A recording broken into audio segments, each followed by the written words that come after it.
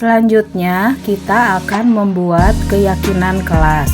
Langkah pertama, murid-murid menyiapkan alat-alat dan bahannya, kemudian menuliskan usulan, peraturan, dan keyakinan kelas di karton per kelompok.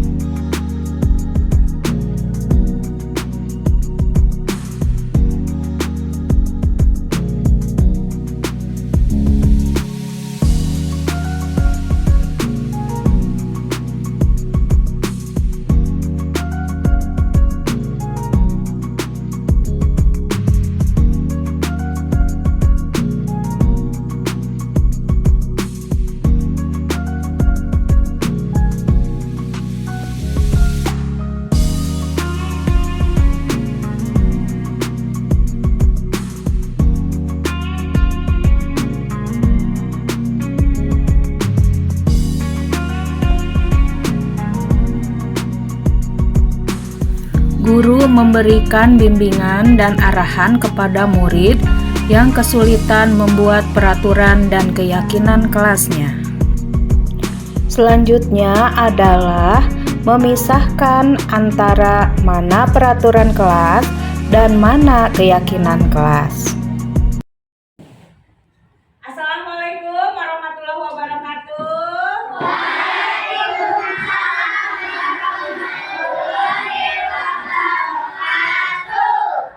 Sehat semuanya? Mudah-mudahan semuanya sehat ya. Hari ini kita akan belajar membuat keyakinan kelas. Siapa yang tahu nih apa itu keyakinan kelas? Aturan kelas yang bersifat positif. Betul sekali ya. Kalau yang biasanya sudah berlaku di kelas kita nih, yang sudah ditempel itu berupa peraturan. Kata-katanya biasanya negatif ya. Nah, itu perbedaannya. Kalau peraturan kelas itu biasanya bersifat negatif kata-katanya. Contohnya, ada yang mau jawab nggak? Contohnya, tidak boleh berkelahi. Terus tidak boleh membuang sampah sembarangan. Ya kayak gitu. Jadi itu contoh aturan. Sekarang kalau belajar tentang membuat keyakinan kelas, apa tujuannya? Supaya apa? Kelas kita rukun, betul, aman, ya. Apalagi tadi tertib, betul sekali, ya. Nah, sekarang tugasnya adalah kalian membuat kalimat yang berupa peraturan. Tadi sudah dikasih tahu contohnya, tidak boleh buang sampah sembarangan, tidak boleh berkelahi. Ya, jadi kalimat positif negatifnya itu dimulai dari kata jangan, tidak, seperti itu. Ya, bisa mencoba? Bisa. Ya, Ibu akan membagikan ini ya kertasnya. Kalian tulis di sini kalimat negatif yang berupa peraturan di kelas kita. Ya, bisa mengerti ya? Bisa.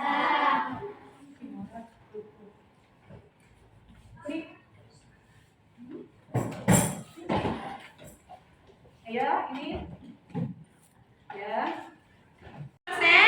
Sekarang dari kelompok ini satu orang maju ke depan, silakan ditulis peraturan kelas yang kalian tulis. Ayo. Nah, ditempel di sini peraturan kelasnya apa? Ya, kelompok ini satu. Ayo, tempel. Sini. Oke, ini dulu boleh.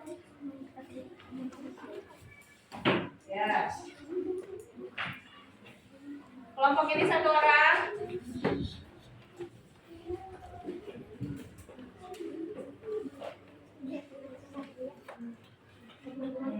Tempel. Ya, selanjutnya kelompok yang 4. Kelompok 4 sini.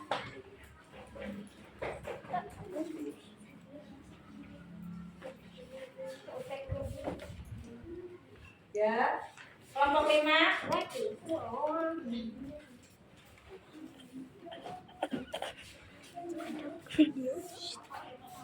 Kelompok 6.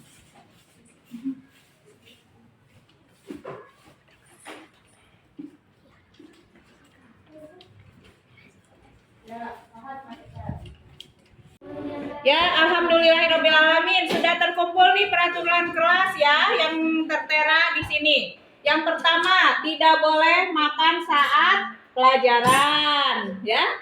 Lalu apa? Tidak pilih-pilih teman.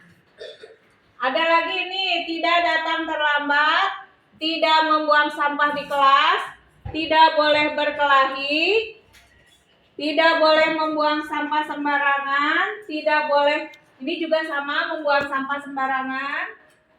Dilarang membuang sampah sembarangan, sama ya. Ini tidak boleh berkelahi ya. Nah, ini tidak membuang sampah sama. Dilarang makan saat jam pelajaran, tadi sama ini ya. Tidak pilih-pilih teman, sama nih tadi ya data ini, tidak pilih-pilih teman. Dilarang makan di kelas, sama. Dilarang membuang sampah, sama. Tidak boleh bully teman. Tidak boleh berkelahi di antara teman. Nah ya, dari kalimat negatif ini kita akan membuat kalimat positifnya ya. Namanya keyakinan kelas ya. Nah, Ibu akan membimbing kalian supaya bisa membuat kalimat positifnya. Contohnya tadi, tidak boleh terlambat. Berarti kalimat positifnya apa? Harus apa? Datang tepat waktu. Betul ya.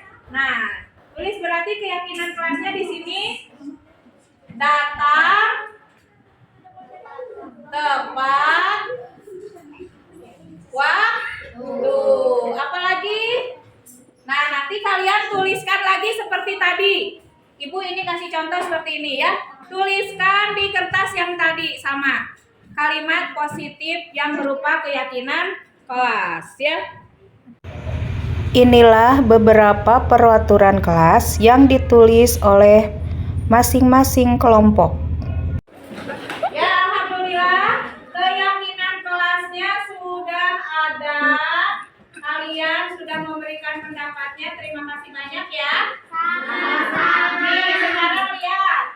Keyakinan kelas yang pertama, bermain dengan semua teman. Gimana? Setuju nggak? Nah, berarti tidak boleh pilih-pilih teman. Keyakinan kelasnya bermain dengan semua teman. Ya, setuju ya? Yang kedua, saling menghargai sesama teman. Gimana? Setuju nggak? Setuju. Saling tolong-menolong. Setuju. Makan saat jam istirahat. Setuju. Piket sesuai jadwal. Setuju. Nah, jadi kalau yang tidak piket nanti dihukum. Ada hukum, diberi sanksi. Nanti ada tahapannya ya. Ditegur dulu, diberi diingatkan dulu oleh temannya. Ayo kita piket bersama ya, seperti itu tahapannya ya. Nah, lalu apa nih? Buang sampah pada tempatnya ya. Supaya kelas kita apa? Bersih. Bersih, nyaman, belajarnya nggak suntuk ya. Lanjut nih, datang tepat waktu. Setuju? Menghormati guru. Setuju. Memakai seragam sesuai jadwal ya. Menghormati guru sama tadi ya. Ya, berarti semua ini keyakinan kelas sudah disetujui? Sudah. Alhamdulillah. Tepuk tangan dulu untuk kita semuanya.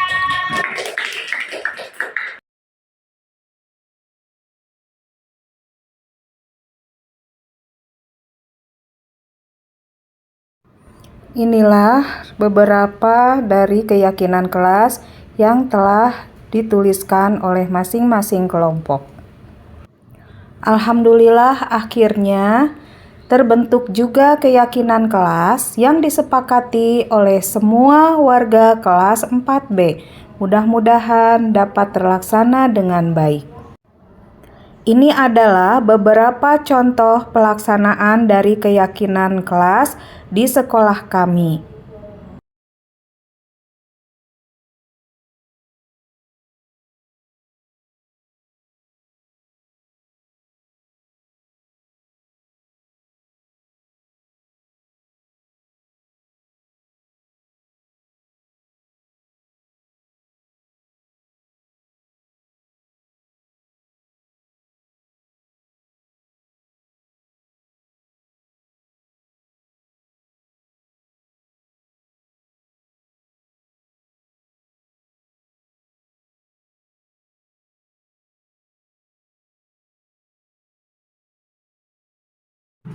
Selanjutnya adalah proses pelaksanaan segitiga restitusi.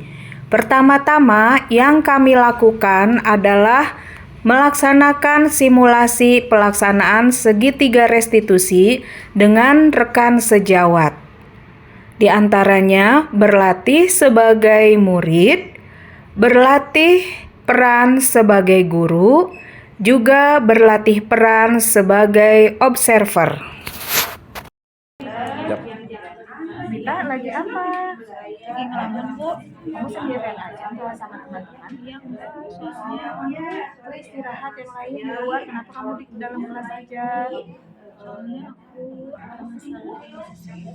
Oh, ada apa? Ini boleh cerita nggak sama Ibu?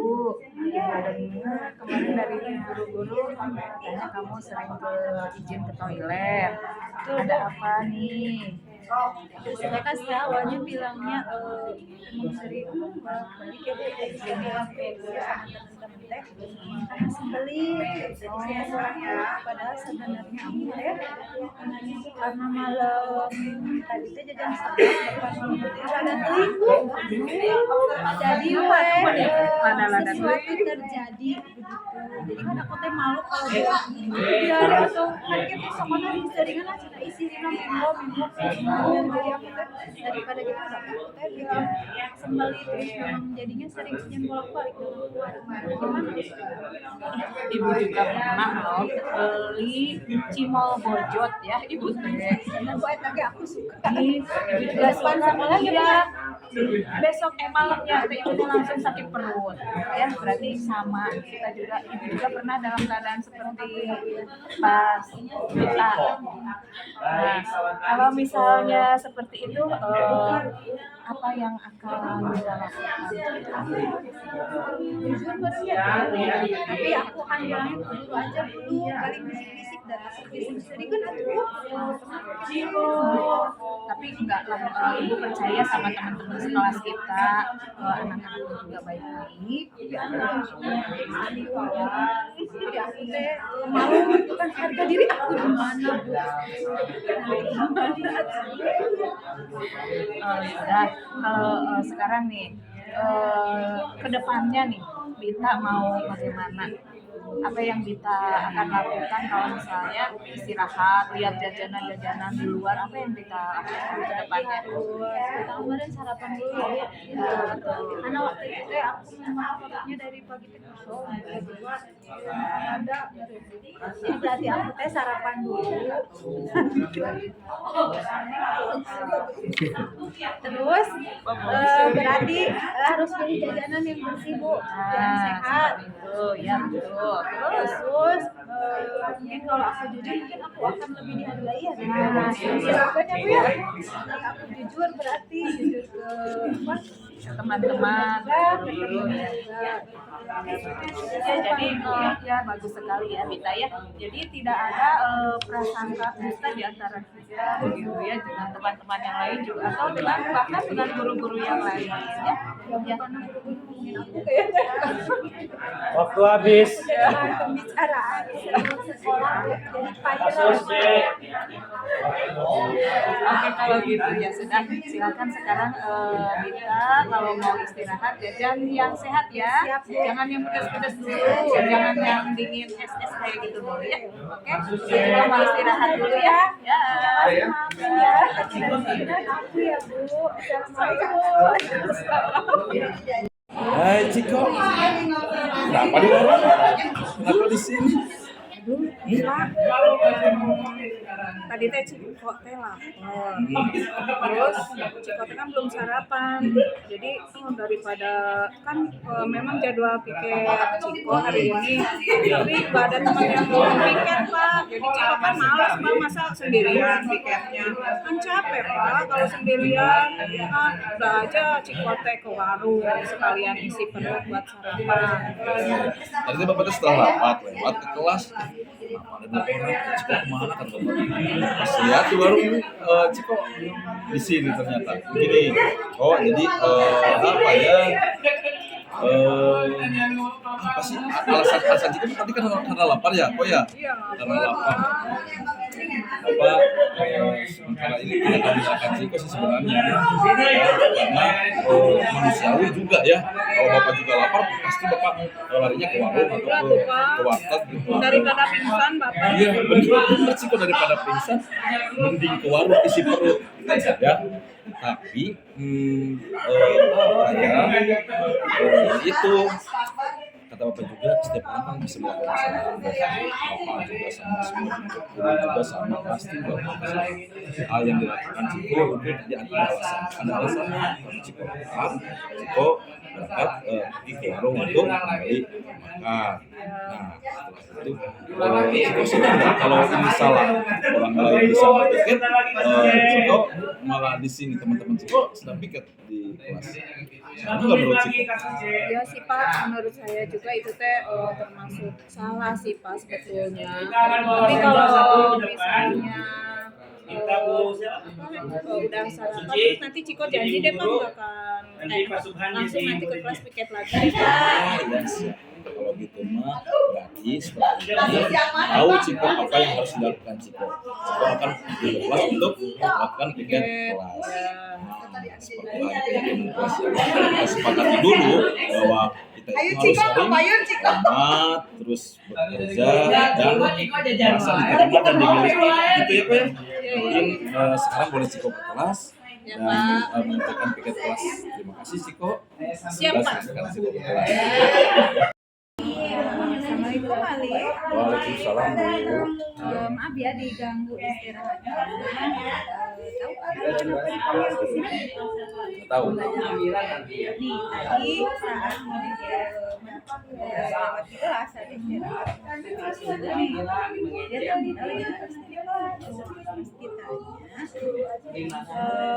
Amira sedih. Dia nangis. Siapa? Tanya Ali bilang bahwa itu lebih tebal daripada yang betul ulangannya. Ali lebih besar. Iya Bu, lebih besar daripada Amira. Apa yang disebut ke Amira? Bilang aja, aku lebih besar nilainya daripada kamu. Hanya bilang aja ya. Tapi kenapa Amira kasar terus ya? Kira-kira maksud Ali itu sebenarnya untuk merendahkan Amira. Merasa bangga aja sih sebenarnya, merasa bangga aja nilainya lebih. Ya, Amira lebih rajin belajarnya saat ini ya, jadi malah lebih bagus. Nah, tapi sebenarnya konfirmasi ke Amira, ternyata Amira tuh merasa sedih karena merasa bahwa karena nilainya lebih rendah, jadi sedih gitu, karena mungkin dianggapnya Ali bukan mengejek ya, merendahkan Amira. Karena Amira sebenarnya belajar keras, cuma persoalan dapatnya nilainya lebih kecil. Tapi sebenarnya wajar ya, saling merasa bangga gitu kan, karena memang kita sudah berusaha. Dan setiap orang juga kalau berusaha pasti hasilnya bagus, tapi kan kalau tidak berusaha pasti hasilnya ibu ingin menghargai kerja kelas kali gitu kan, karena sehingga belajar rajin membaca buku ini bisa berubah. Nah tapi ternyata ada awalnya kita baca ya, tapi ada pihak lain yang mengatakan karena menurut pendapat dari itu keyakinan saya tidak terhadap keyakinan kelas yang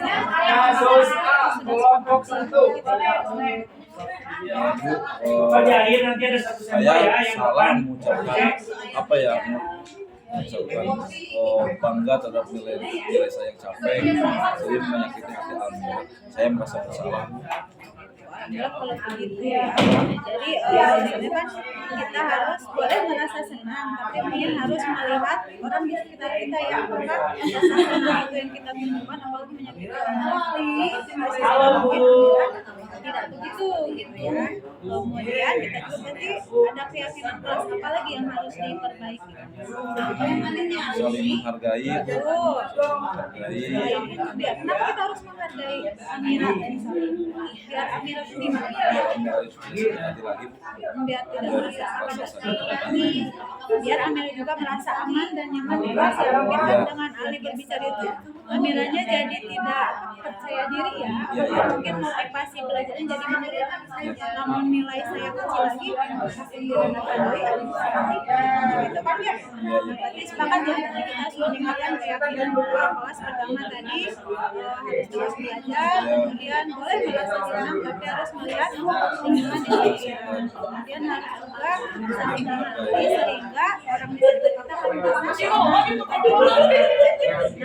nah apa nih yang kira-kira minta maaf gitu sama Almira, terus kemudian mengajak teman-teman sekelas apa ya, meyakini lagi keyakinan kelas yang sudah disepakati.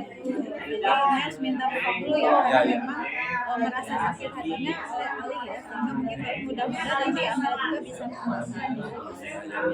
Nanti bersama-sama Ali, ibu juga berusaha untuk menjalankan lagi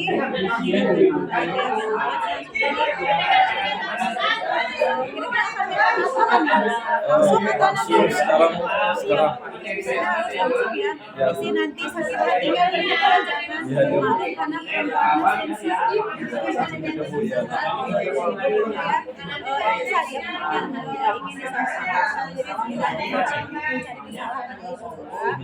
tapi kita ingin berdiskusi atau ingin mengajak solusi apa nih yang bisa kita lakukan. Terima kasih hari ini bersama-sama pada ini akan saling merasa senang dan tetap bisa berkembang baik. Terima kasih atas kerjasama untuk hari ini ya. Silakan boleh istirahat. Berikut adalah beberapa contoh kasus kejadian yang terjadi di kelas 4B. Di antaranya adalah tentang perselisihan antar teman, 2 orang anak yang berselisih karena kesalahpahaman. Kasus kedua adalah tentang seorang anak yang salah dalam manajemen waktu antara belajar, bermain, dan istirahat. Kasus yang pertama adalah tentang Kimora dan Ainun.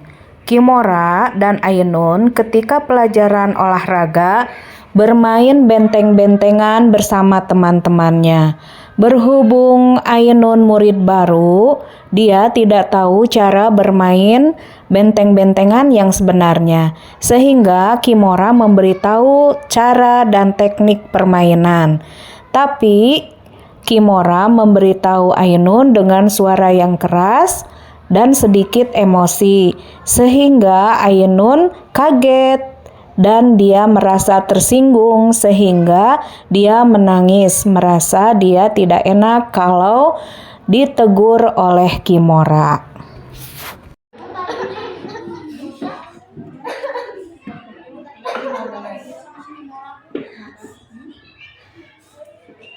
Coba di sini temannya tadi yang lihat siapa? Satu orang aja.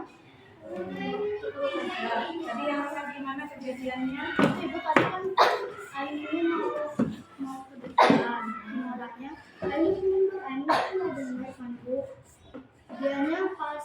sama marah-marah ke Ainun. Tapi aku nggak marah kan?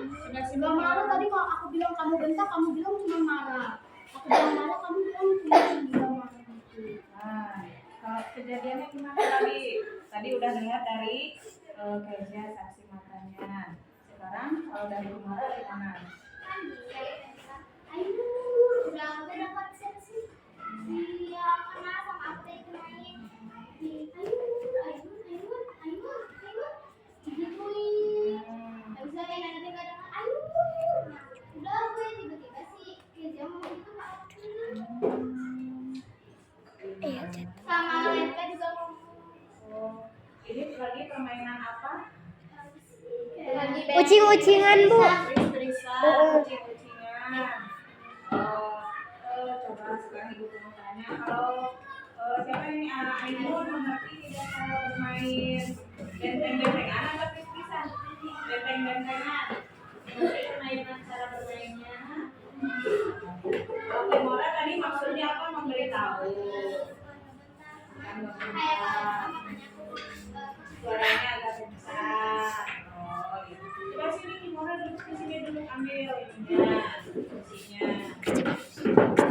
Sama tadi kayak Ainun nanti kasih Ya, oke, berarti ibu tahu permasalahannya. Tadi dalam permainan ya, dalam permainan Ainun mungkin sudah tahu permainan ya, tapi masih belum terlalu paham gitu. Ya, coba sekarang Ainun, maksud Ainun tadi inginnya gimana? Inginnya gimana permainannya? Inginnya Kimora ngasih taunya pelan-pelan gitu, jangan marah. Yang bilang sama Kimora, jangan nangis dulu, bicara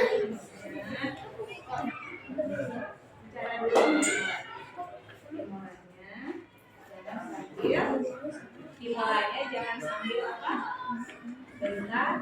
Bentar-bentar gitu ya. Mungkin maksud Kimora mah baik ya, kasih tahu coba Kimora maksudnya gimana kalau Kimora?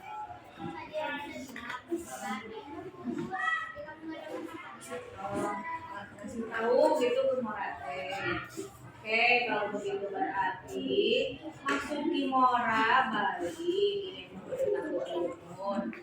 Karena Ainunnya memang belum terlalu paham ya permainan itu.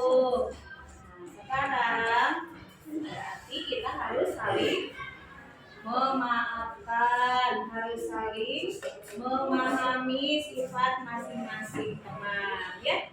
Misalnya Ainun tidak bisa dikelasin sama teman-temannya ya, baru tahu permainan itu. Terus Kimora juga berarti nanti lemah lembut kata-katanya ya, jangan terlalu kasar, jangan terlalu keras ngasih tahunya ya. Sekarang coba keyakinan kelas aku, biar kita sepakat kalau bermain nih. Coba sini kumpul teman yang lain. Gimana opininya kalau permainan gimana nih keyakinan kelasnya? Kalau ada yang tidak bisa diberi tahu ya cara bermain permainan apa saja ya. Tidak hanya benteng-bentengan tapi permainan yang lain juga. Kalau ada, coba jadi kita bikin keyakinan kelas dulu. Kalau ada yang ingin bermain dan temannya tidak tahu cara bermainnya, berarti apa? Dikasih tahu cara bermainnya. Yang kedua, kalau apa lagi? Kalau ada yang keliru, apa coba? Jangan dibentak. Nah, itu ya. Jangan kasar kata-katanya. Terus apa lagi? Kalau ada yang menang, tidak boleh sombong, betul. Kalau yang kalah harus apa? Kalau yang kalah harus legowo, menerima, betul, menerima kekalahan gitu ya. Oke, bisa dimengerti? Ainun mau memaafkan Kimora? Kimora jangan mengulanginya dengan kata-kata yang keras ya. Ya, oke. Kalau gitu, gimana? Mau saling memaafkan atau gimana? Silakan. Gimana? Saling apa coba? Memaafkan. Oke, kalau gitu sekarang memaafkan. Ayo. Gimana? Ibu mau terserah kalian mau memaafkan atau gimana? Aku ada yang Nah, nggak apa-apa. Sama-sama ayo berpelukan. Ayo berdiri saling memaafkan ayo. Ayo berdiri. Berpelukan. Nah, jangan nangis lagi ya. Saya salamannya yang benar dong. Oke. Kimora, apa yang terjadi tadi sampai Ainun menangis? Tadi kan Ainun lagi main benteng-bentengan. Aku panggil Ainun, tapi Ainun gak dengar. Makanya aku teriak, Ibu. Oh, Kimora merasa kesal atau bagaimana? Udah, soalnya Ainun tuh gak dengar, jadi aku kencang suaranya. Oh, begitu ya. Tapi memang sih ya, kalau misalnya ibu dalam posisi Kimora, mungkin ibu juga akan merasa seperti itu ya, akan melakukan hal yang sama seperti Kimora ya. Tapi Kimora harus belajar menahan emosi ya. Nah, terus bagaimana sekarang? Apakah sudah berbaikan dengan Ainun? Oh, kemarin atau tadi pagi? Kemarin langsung minta maaf. Oh, bagus ya kalau begitu. Nah, sekarang kalau misalnya ke depannya nih ya, Kimora melakukan hal yang sama, Kimora akan merasa bagaimana? Menyesal atau bagaimana? Menyesal, ya bagus. Berarti itu tidak boleh diulangi ya. Nah, kalau misalnya ada yang membuat kesal Kimora nih, gimana? Kimora akan bagaimana ke depannya? Nah, gimana? Kurang dengar. Oh iya, berarti diamin aja. Terus Kimora harus apa? Menahan emosi, begitu ya. Nah, sekarang kita kan hidup di sekolah, hidup di kelas itu kan tidak sendiri ya, pasti membutuhkan teman ya. Kalau membutuhkan teman berarti Kimora harus bagaimana dengan teman-teman yang lain? Baik, Terus? sabar. Terus apa lagi sesuai keyakinan kelas? Saling menghargai ya, saling menyayangi. Supaya apa?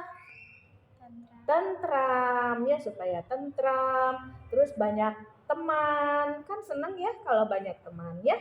Nah ya sudah, kalau misalnya Kimora sudah mengerti ya, mudah-mudahan Kimora kedepannya lebih sabar lagi. Ainun juga nanti lebih bijaksana menanggapi perintah atau ucapan dari Kimora supaya tidak cepat menangis ya. Nah, ya sudah kalau begitu berarti mudah-mudahan nanti kedepannya Kimora lebih baik lagi ya. Nah, sekarang boleh istirahat ya. Ya sudah. Saya berjanji tidak akan membentak teman. Saya menyesal dan akan tidak mengulangi lagi. Ainun pun diberi pengertian bahwa bermain itu harus sportif, saling menyayangi, saling memahami sifat dan pribadi masing-masing. Alhamdulillah akhirnya mereka berbaikan, saling memaafkan akan kesalahan masing-masing. Dan berjanji tidak akan mengulangi kejadian seperti itu lagi. Kasus kedua adalah tentang seorang anak yang bernama Kelvin yang sudah beberapa kali tidak mengerjakan PR. Sudah diperingati, namun kejadian seperti itu berulang kembali. Setelah ditanyakan, ternyata alasannya adalah dia sering tidur terlalu malam. Tapi bukan karena bermain game. Ternyata dia senang bermain dengan saudara-saudaranya di rumah. Dia tidak bisa mengatur waktu antara bermain belajar, dan istirahat. Kebetulan juga kedua orang tuanya bekerja sehingga tidak ada yang memperhatikannya. Kelvin, kenapa tidak mengerjakan PR hari ini? Tidurnya kemalaman. Tidurnya kemalaman. Kenapa bisa seperti itu? Main sampai malam. Wah, harusnya Kelvin itu bisa membagi waktu antara bermain, istirahat, dan tidur, ya. Nah, memang setiap orang pernah dalam posisi Kelvin seperti sekarang, ya. Nah, Kelvin jangan patah semangat. Kelvin harus tetap mau berusaha membagi waktu, ya. Nah, coba sekarang apa yang akan Kelvin lakukan ke depannya? Tidurnya jangan terlalu malam. Terus rajin belajar, mengerjakan. Nah, rajin belajar, mengerjakan tugas. Janji ya. Ya, silakan. Terima kasih Kelvin. Saya berjanji tidak akan tidur kemalaman sama tidak kelupaan ada PR. Alhamdulillahirabbil alamin. Mudah-mudahan kedepannya Kelvin menjadi anak yang rajin dalam mengerjakan tugas-tugasnya dan dapat membagi waktu dengan baik. Setelah menerapkan proses pemecahan masalah di kelas melalui segitiga restitusi, langkah selanjutnya adalah melakukan pengimbasan kepada rekan guru di SDN 135 Turangga mengenai budaya positif. Langkah-langkah yang dilakukan adalah pertama-tama meminta dukungan kepala sekolah, kemudian menentukan waktu. Langkah ketiga, mengajak rekan guru untuk mengikuti kegiatan diseminasi pengimbasan budaya positif. Selanjutnya menyiapkan materi, menyiapkan sarana, dan yang ditunggu-tunggu adalah pelaksanaan kegiatan pengimbasan budaya positif. Panjatkan puji dan syukur kehadirat Allah Subhanahu wa taala karena kita masih diberi kesehatan. Juga tidak lupa shalawat serta salam kepada Nabi Muhammad Sallallahu Alaihi Wasallam. Pada kali ini saya akan memaparkan atau sharing ya Bapak Ibu ya lebih tepatnya tentang diseminasi budaya positif di sekolah. Materinya adalah yang pertama perubahan paradigma belajar, disiplin positif, nilai kontrol, kebutuhan dasar manusia, konsekuensi, dan restitusi. Dan yang terakhir adalah segitiga restitusi. Yang pertama adalah perubahan paradigma belajar. Seperti yang telah kita ketahui bersama bahwa konsep belajar sebelumnya adalah berdasarkan stimulus respon berubah menjadi teori kontrol. Seperti yang kita ketahui, stimulus itu artinya rangsangan ya Bapak Ibu ya. Kalau respon itu tanggapan atau biasa kita kenalnya dengan aksi dan reaksi. Nah, kalau untuk sekarang kita perubahan paradigma itu menjadi teori kontrol. Nanti akan dijelaskan lebih lanjut bagaimana teori kontrol. Ya, ini pembelajaran dirancang berdasarkan prinsip pembelajaran, yaitu teori kontrol. Ya. Jadi yang berpihak kepada murid yang bersifat berdiferensiasi. Sehingga setiap murid akan belajar sesuai dengan kebutuhan dari tahap perkembangannya untuk menjadi manusia yang bisa meraih keselamatan dan kebahagiaan yang setinggi-tingginya.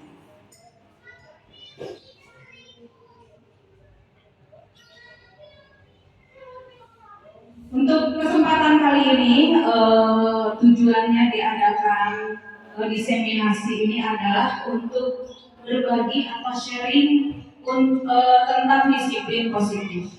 Ya, artinya ini adalah pendekatan yang bertujuan untuk membentuk kontrol diri dan meningkatkan kepercayaan diri sehingga mereka berperilaku dengan berpedoman pada kebajikan universal.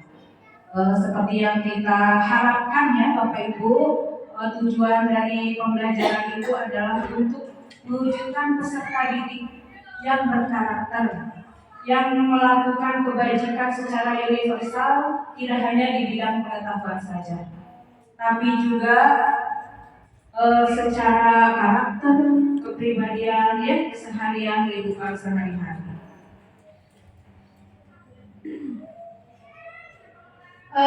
Untuk supaya tidak jenuh,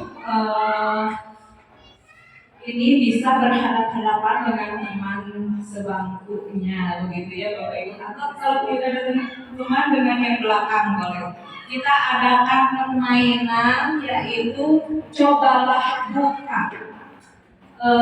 Bergantian ya, nanti salah satu yang menghafalkan, yang salah satunya mencoba membuka ya. Anggap yang dalam kepala itu adalah suatu benda yang sangat berharga ya, yang sangat penting buat kehidupan kita ya. Bisa dimulai nggak Bapak Ibu ya? Ya, Devi dengan saya boleh Devi. Oh, yang disampaikan Bu Evi berusaha membuka, berusaha membuka salah satu. Bertahan boleh, bertahan boleh, dan kebutuhan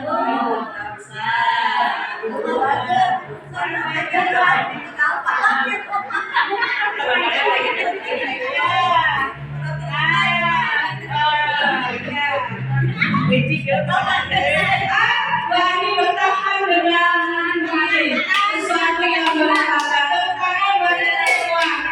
Ya. Baiklah, berarti Bapak Ibu ada yang mengepalkan tangan, ya, kekeh tidak mau membuka. Ada juga yang dengan keridoannya membuka. Ya, apa itu artinya? Ya.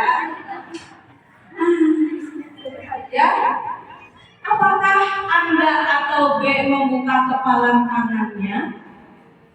Tadi ada yang membuka, ada yang tidak ya. Atau menutup kepalan tangan, walaupun dengan rayuan, misalnya bukalah please, tolong itu bisa membantu saya, misalnya ya. Nah, ternyata yang memegang kendali itu adalah diri kita sendiri ya Bapak Ibu ya. Apakah mau membuka untuk orang lain atau mempertahankan begitu ya? Itu ternyata tergantung kepada kebutuhan saat itu. Ya. Nah, bagaimana selanjutnya? Ini adalah termasuk dari teori kontrol ternyata ya. Teori kontrol ini berdasarkan menurut seorang psikiater dan pendidik bernama Dr. William Glasser. Ada teori kontrol atau kontrol teori ya. Yang kemarin berkembang ya ke sini jadi choice theory. Ya. Nah, ternyata ini adalah untuk meluruskan beberapa miskonsepsi ya. Ilusi guru mengontrol murid. Pernah tidak Bapak Ibu? Ya, kalau saya pernah. Saya ingin murid saya itu mematuhi apa yang kita inginkan. Ya, mungkin karena anak itu melakukan suatu indisipliner. Ya. Nah, murid itu mengontrol dirinya, apakah dia mau membuka terhadap apa yang kita sarankan atau tetap bertahan. Jadi disesuaikan dengan kondisi murid tersebut. Misalnya dia ingin mendapatkan kasih sayang, maka dia membuka. Berarti itu kebutuhannya adalah membutuhkan kasih sayang ya, dari gurunya. Jadi membuka saran, masukan yang kita berikan. Atau bahkan ada anak yang sulit sekali dikendalikan, melakukan kesalahan, kita kasih masukan, kita kasih pepatah supaya mematuhi, tapi tetap dia tidak mau membuka. Berarti itu dia belum, gitu. Kebutuhannya tidak di situ. Coba kita cari kebutuhan lain, ya. Kita identifikasi dulu, ya. Kebutuhan murid itu apa? Apakah dengan cinta dan kasih sayang? Apakah dengan butuhnya pengakuan dan lain sebagainya?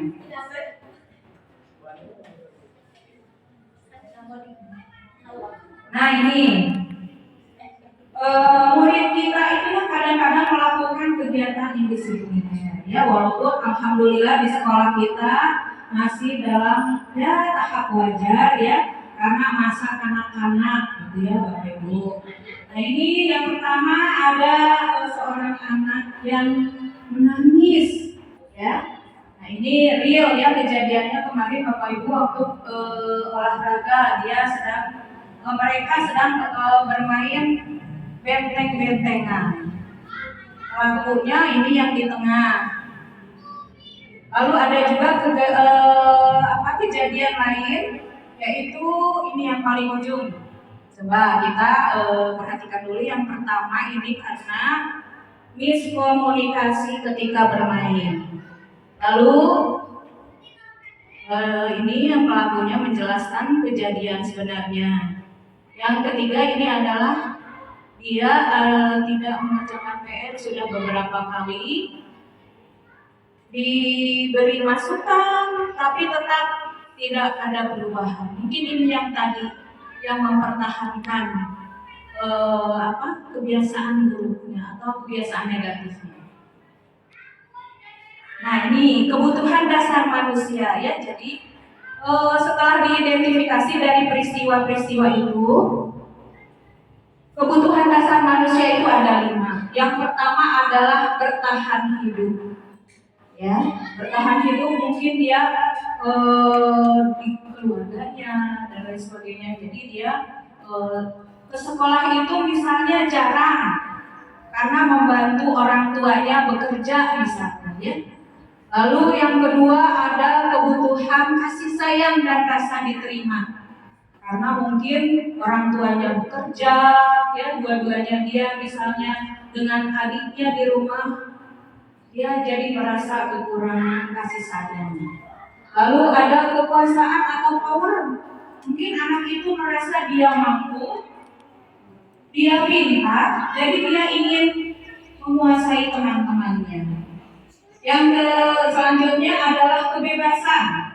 Kebebasan ingin memilih apa yang diinginkannya. Yang terakhir adalah kesenangan. Ya, nah, kesenangan dia misalnya ingin belajar sambil bermain di luar atau bermain sambil belajar. Nah, itu ya. Selanjutnya, ini kasus yang tadi antara anak di kelas, yaitu antara Ainun dan Kimora. Jadi ketika bermain benteng-bentengan itu, mungkin Ainun karena murid baru, jadi dia tidak mengenal permainan di daerah Jawa Barat. Kebetulan dia itu pindahan dari Aceh. Jadi ketika diberitahu cara bermain, teknis bermain oleh Kimora, dia tidak mengerti. Akhirnya Kimora ini kesal karena mungkin timnya kalah. Perhatikan Bapak dan Ibu guru bahwa ini adalah salah satu contoh kasus yang biasa terjadi di kelas ya. Silakan Bapak perhatikan dulu videonya Bapak Ibu. Nanti kita akan simpulkan ya apa saja yang harus kita lakukan untuk menangani masalah murid seperti ini. Silakan diperhatikan videonya.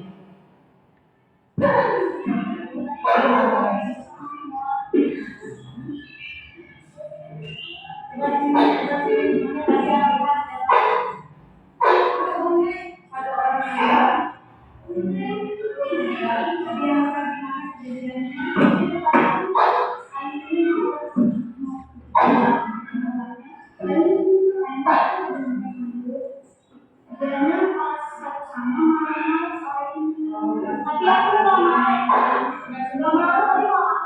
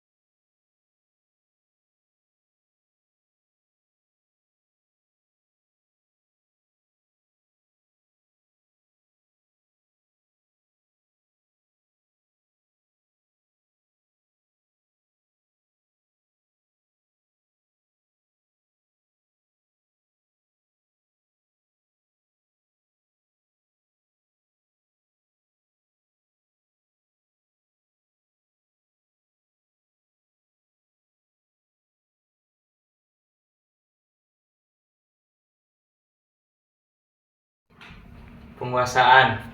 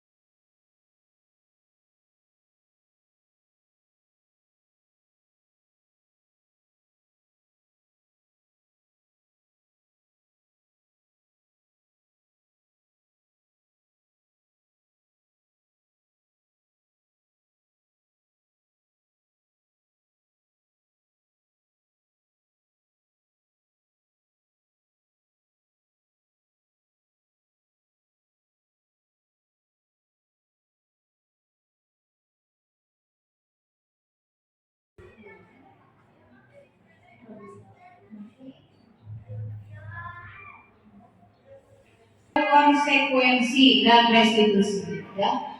Konsekuensi adalah bentuk pengendalian perilaku seseorang yang membutuhkan proses stimulus respon. Kepada Kimora, kita beritahu bahwa kejadian seperti itu adalah kurang baik. Apalagi Ainun itu murid baru, dia tidak mengerti permainan yang sudah biasa dilakukan sebelumnya, gitu ya. Lalu yang restitusi adalah proses menciptakan kondisi bagi murid untuk memperbaiki kesalahan, sehingga mereka bisa kembali pada kelompoknya dengan karakter yang lebih kuat. Nah ini ya, di situ proses restitusi itu dengan memberi pengertian kepada Kimora, ya, bahwa seperti itu tidak boleh dilakukan dengan nada keras, gitu ya Bapak Ibu. Ada video, tapi kita akan melakukan suatu keyakinan kelas. Nilai-nilai kebajikan universal yang disepakati oleh guru dan murid yang secara tersirat dan tersurat dalam kelas sebagai acuan dalam berperilaku terhadap diri sendiri dan orang lain dalam lingkungan tersebut. Seperti dari kejadian Kimora dan Ainun ini, kita buat keyakinan kelas yang dibuat secara bersama-sama, tidak hanya dari pihak guru saja, tapi juga dengan persetujuan bersama muridnya. Misalnya kayak tadi, contoh keyakinan kelasnya, bila melakukan permainan atau games itu harus bersifat sportif. Lalu jika mengalami kekalahan, dia harus menerima. Jika menang, dia harus bersikap tidak sombong. Nah, itu salah satu contoh keyakinan kelas. Nah, kita sebagai guru berada dalam posisi kontrol ketika menghadapi berbagai macam kegiatan negatif muridnya. Ya. Misalnya ini yang tadi saya berhubungan dengan Kimora dan Ainun. Ketika kita berposisi sebagai penghukum, ini jawaban ketika menanggapi peristiwa anak ini seperti memarahi sifatnya, ya. Terus wajahnya misalnya secara kasar sambil melotot dan lain sebagainya. Kata-katanya pun ya kadang menyakitkan muridnya seperti awas kalau kamu tidak patuh pada peraturan, bla bla bla bla bla, seperti itu ya. Yang kedua, posisi kontrol itu adalah membuat rasa bersalah. Misalnya kalau kita sebagai guru berucap seperti begini, bagaimana kalau orang tuamu mengetahui kejadian ini?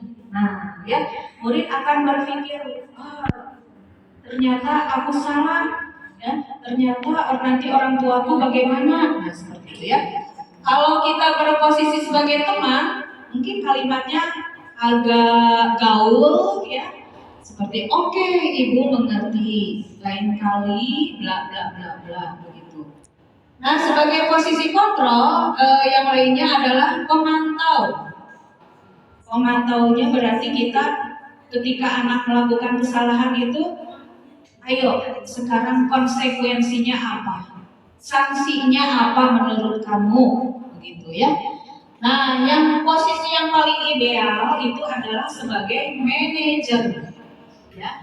Guru kita berposisi sebagai manajer, berarti memberikan kesempatan kepada murid untuk menyelesaikan masalahnya. Apa rencanamu untuk memperbaiki hal ini? Tentu saja dengan bimbingan dan arahan dari guru.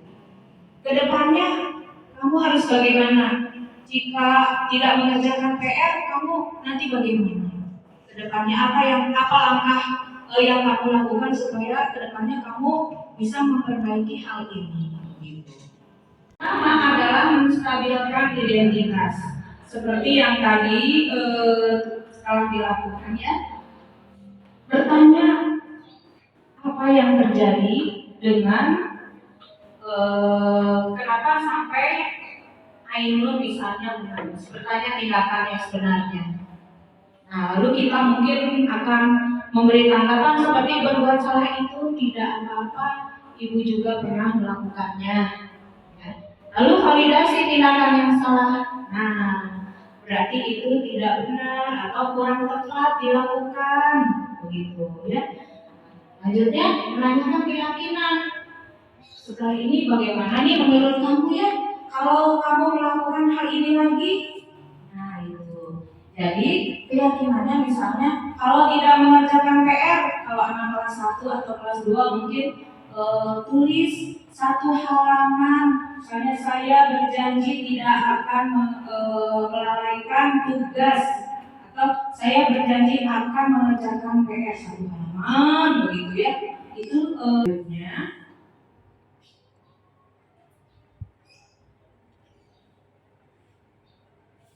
ya, itu adalah kesimpulan dari pemaparan diseminasi tentang budaya positif ya. Mari di akhir pertemuan ini ya, kita usahakan untuk melaksanakan budaya positif, karena memang sebelumnya kadang-kadang kita juga guru itu manusia masih sering melakukan kesalahan, masih sering sulit mengontrol emosi kita. Jadi tidak hanya Bapak Ibu, saya khususnya masih sulit untuk mengontrol emosi, apalagi ketika berhadapan dengan murid yang diberitahu beberapa kali tapi tetap saja ngeyel, tetap saja mengulangi kesalahannya. Marilah kita mencoba secara bertahap mungkin ya Bapak Ibu memperbaiki kesalahan ini, ya, kekeliruan ini. Demikianlah pembahasan mengenai pembebasan materi modul 1.4.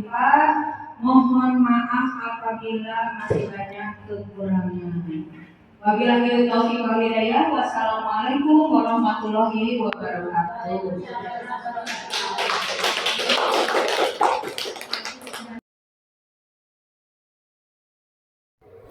Demikianlah video pengimbasan budaya positif di SDN 135 Turangga. Mohon maaf apabila masih banyak kekurangan. Wabillahi taufiq wal hidayah. Wassalamualaikum warahmatullahi wabarakatuh.